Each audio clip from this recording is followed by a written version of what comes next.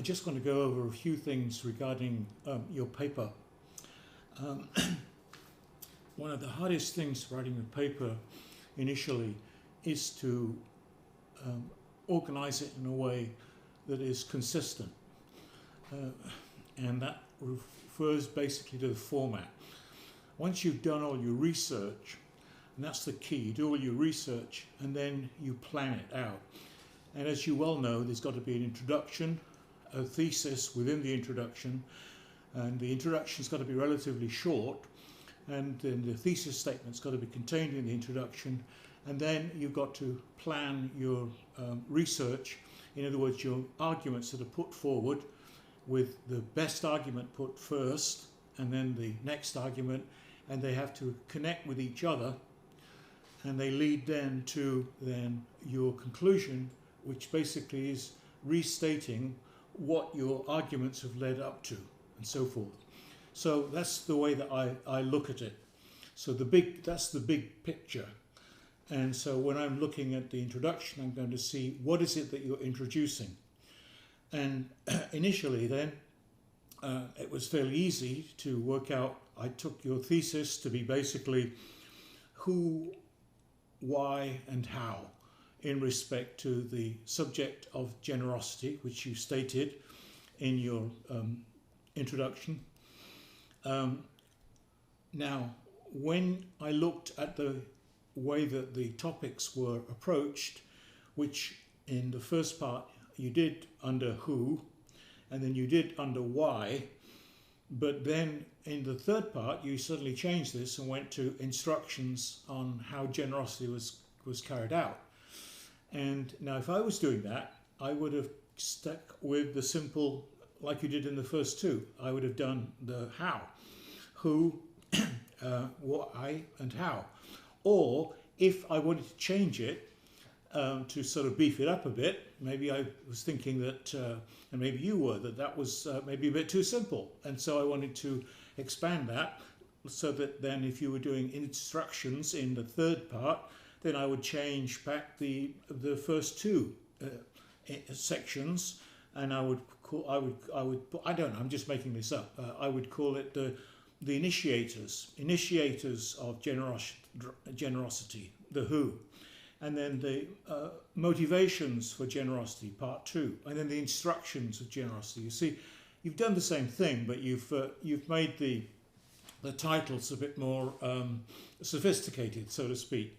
In other words, then you're still striving for consistency that matches your topic, your thesis statement, and you're striving for simplicity, from that standpoint. So that's an initial statement. I got your thesis statement, and it was your paper, which was very simple, which is what I want. Is that I don't want to be looking at somebody's paper and I can't work out, is there a thesis statement in this? What is this person trying to actually put forward? In other words, it's about generosity, and then suddenly it's sort of spray. Everything's about generosity, but I can't see where you're going. I saw where you're going. Now, when you start off, one of the sort of things that I think that you should do more, and I mentioned this in other elements of some of your responses, I think you should put more texts in. You make statements about text, about subjects, but you don't cite a text, and I think you should in respect to that. Well, for example, when you start off talking about the who was doing this, and then you made a reference outside of Paul, and made a reference that you think Paul would have known this, the way that the Acts 2 people from Luke organized the beneficiaries of those who were needing generosity in Acts chapter 2, the way that the gifts were spread out, where all who had things, fields and so on, gave them to the apostles, and they distributed according to people who had need. You could have cited 1 Corinthians 16:1 in terms of an ad hoc method that Paul used in terms of when you come together, then presumably on the first day of the week, then this is how you're to collect the finance of what I will need with the entourage that I'm bringing and so on. You could have done that from that standpoint.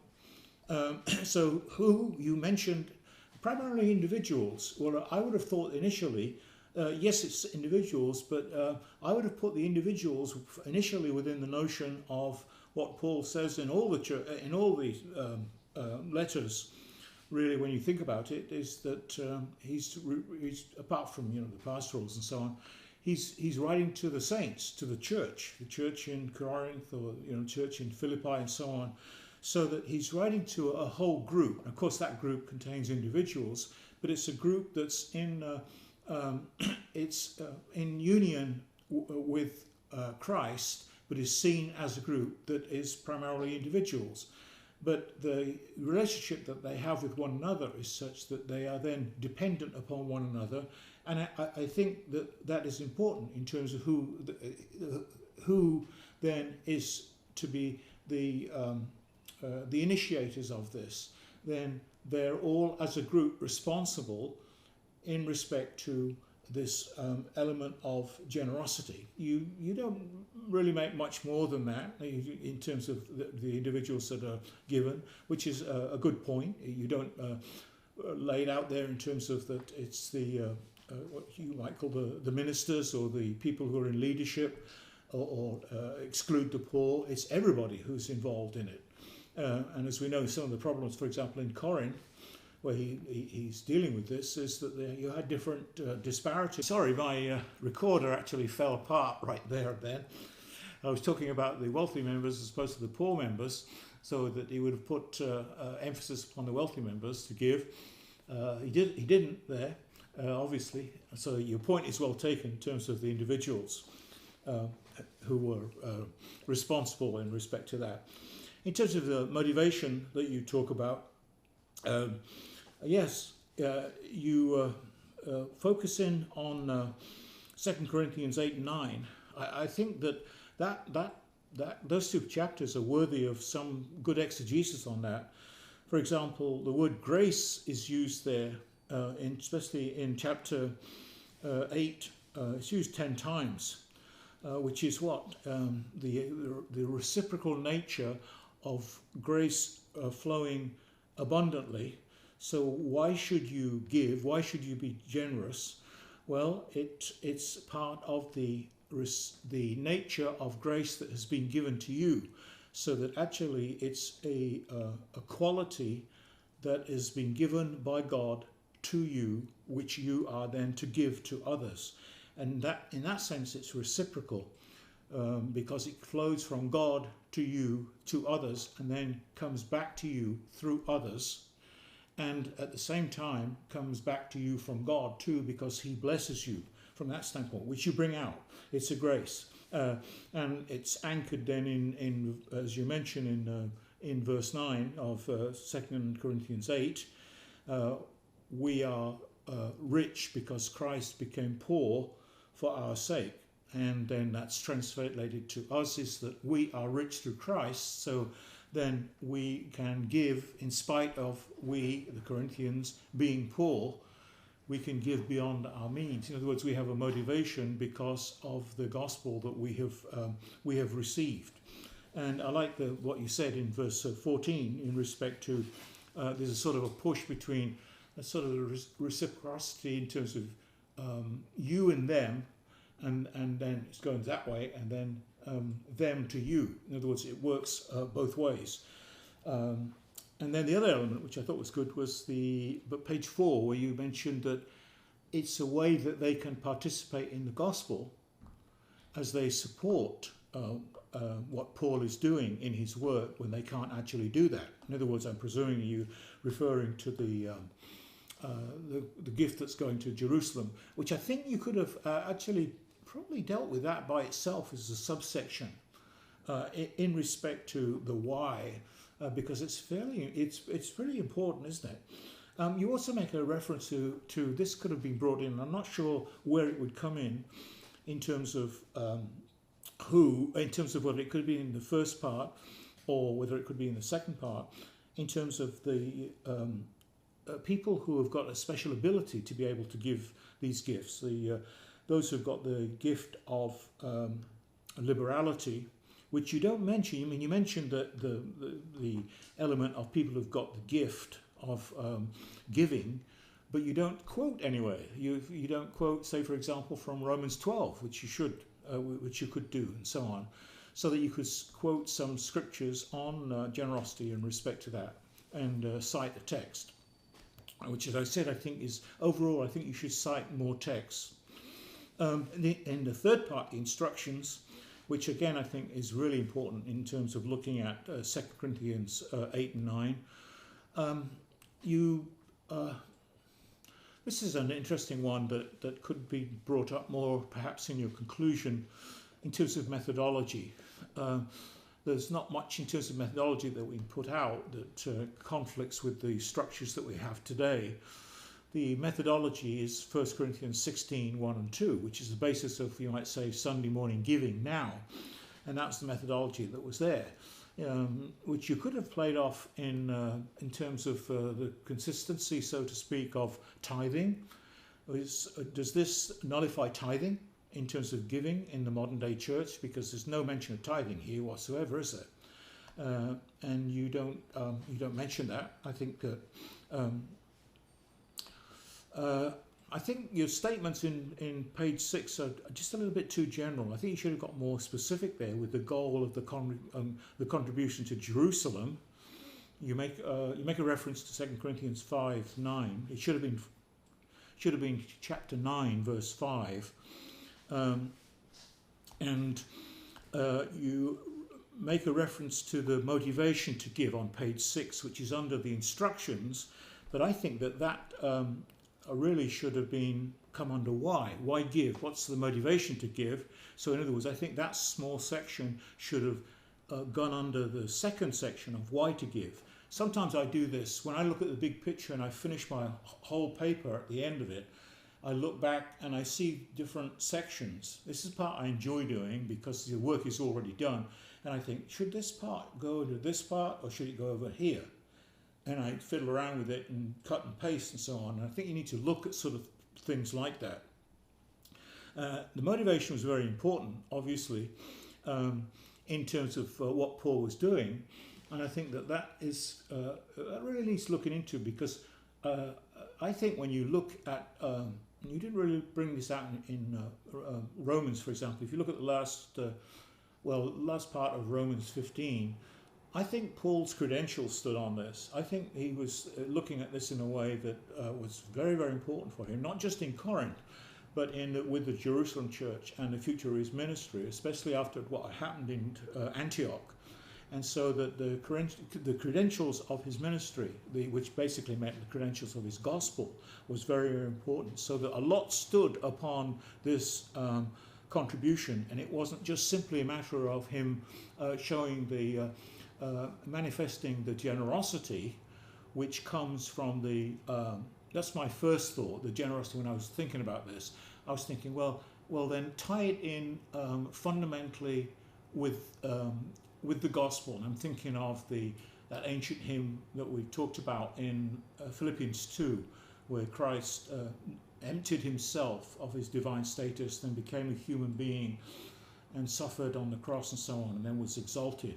And you can get a whole theology of generosity that comes out of that, of becoming, as you mentioned in 2 Corinthians, of becoming poor after being rich, becoming poor and then being exalted. So he became poor so that we could become rich, and so forth, which Paul uses as motivation.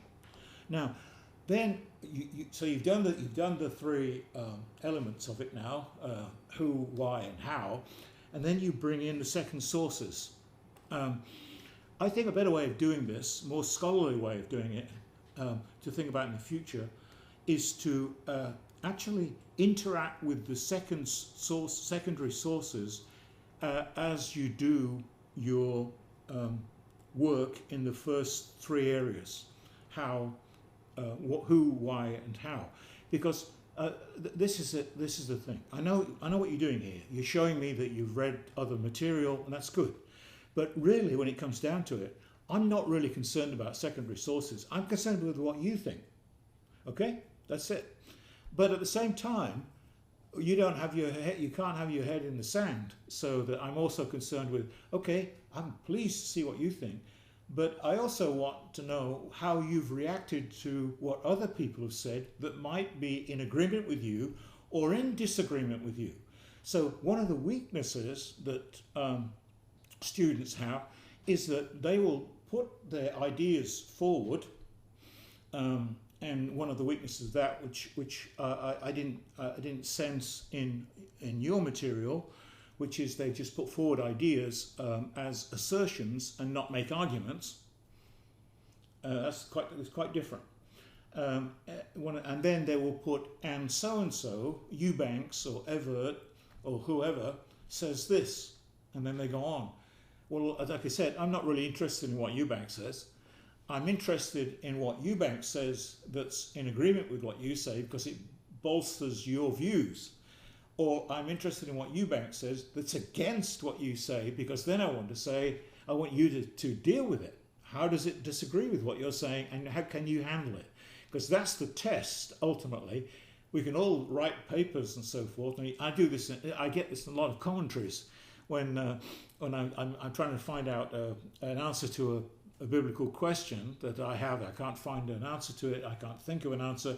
So I think, oh, let me go over to James Dunn or De Silva and so on for an answer. And I look for an answer in the commentary and they've not even touched it. Oh, well, it's easy because they're writing the commentary. They don't have to touch it if they don't want to, you see.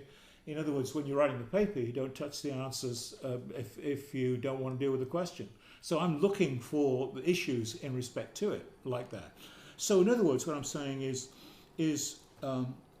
you obviously you could do it this way. In other words, secondary sources, but you don't just put down what the secondary sources say.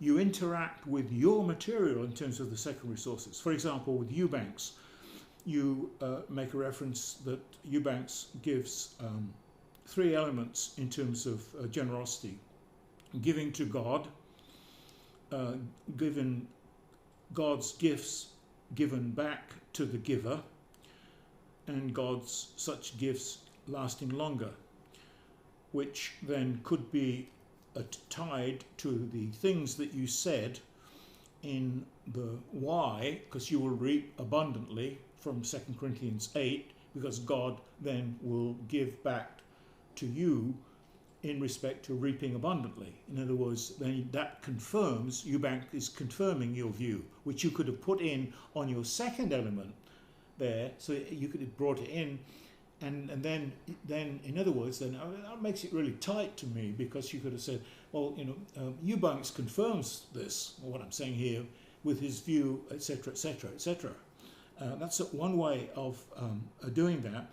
And then the other one, in terms of such gifts last longer, the way that you quote Eubanks, who that's a really good point from Philippians 4 and 2 Corinthians 9 in terms of catechesis, that Paul is not just basically telling them what to do, but is actually, in doing that, is actually teaching them how to do it and how it's to become part of their congregational and personal life.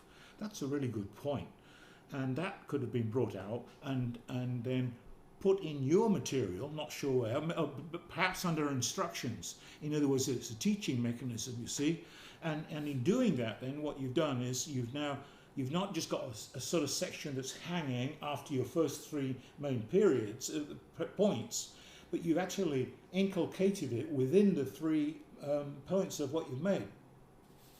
And then likewise, this other area, Paul and financial support. Much has been said about Paul and financial support, you write. Well, and then I'm thinking, cite me some sources. You can't just say much has been said without citing 2 or 3 sources on that. Ministers should be supported financially. Cite me a text that shows that in Paul. And then you quote Everts, and here's a good opportunity to say I disagree with Everts here. In other words, the idea of you list several, you lift several possibilities. I'm not really interested in the possibilities. I'm interested in what the possibilities are in respect to what you've been arguing. So that you could say, the idea of an offering, blessing to be received from the Jewish congregation, no, I wouldn't go with that.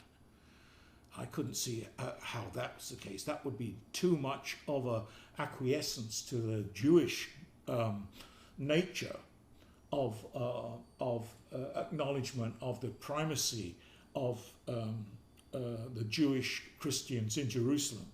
But the third one, I think it was, which was the element of a blessing as an offering, not as a compulsory offering, but the idea of a blessing which would show, I think, a marvelous thing in terms of not just the independence, the mutual cooperation of congregations, as in Philippi and Corinth together, but the actual interdependence of congregations. When you think about it, in Achaia, here are these congregations supporting the Jerusalem church, which is on way across the Mediterranean and so on, in another sort of country, we'd say. And what they're doing is they're honouring the mother church, so to speak, which is a marvellous thing. But of course, what this does is that and especially you get this from reading the latter part of Romans 15. I think this was really very important. It was not that Paul was just teaching generosity in terms of how these Christians were to live and function. It was, I think his gospel stood on it. I think his whole ministry stood on it. Because, as you know, this ended up eventually with him going to Jerusalem and then suffering, being rejected, and then ending up in Rome. And then it led to his execution. So that the problems that he had was the idea which you explored a little bit in terms of why didn't he accept support from the Corinthians, but he wanted support to go to Jerusalem and so on.